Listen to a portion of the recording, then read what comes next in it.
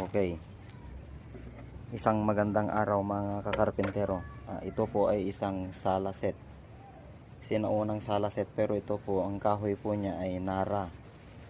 Yan, ipapa-rebarnish, repair kasi lumang-luma na. Ayan. Ito, lalagyan natin ng slats yung upuan niya kasi sira na yung mga ano niya. Yan oh. Yan, i-repair natin, i-rebarnish para gumanda ulit.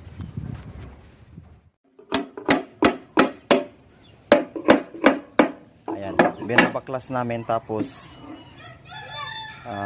ipi-planer namin yan para maging bago siya.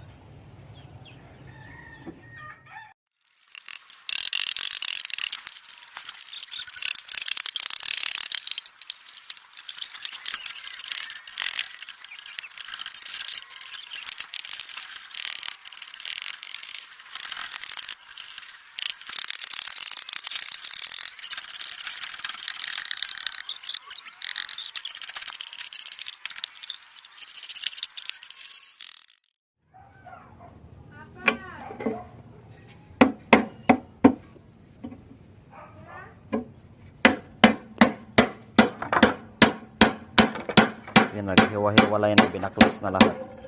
Yan yung mga pyesa niya. Ayan. Tinatanggal natin yung ano niya. Yung web part niya.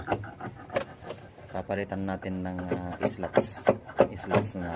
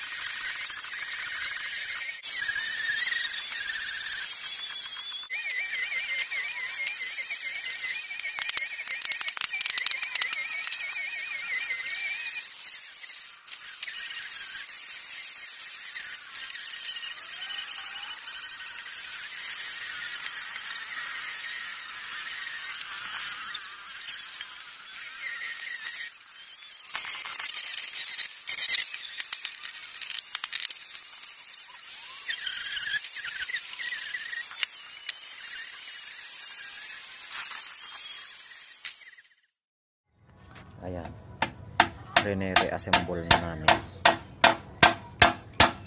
Ayan na rin yung center table niya.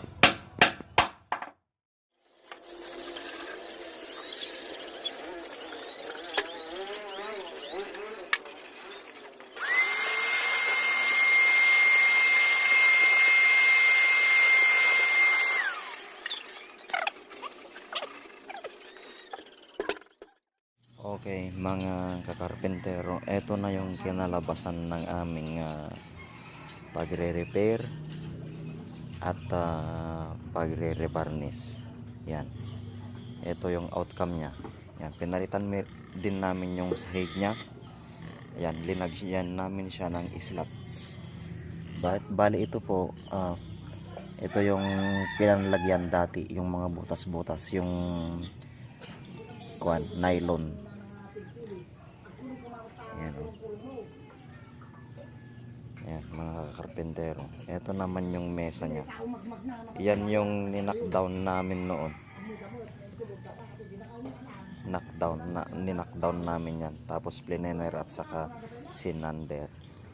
Ito naman yung isang lamesa niya. Yan. Maitim po yung kulay yan dati. Okay.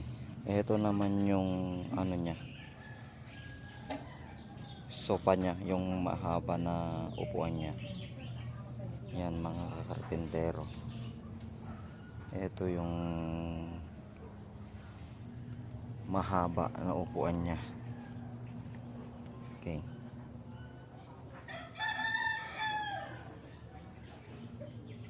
Yan po.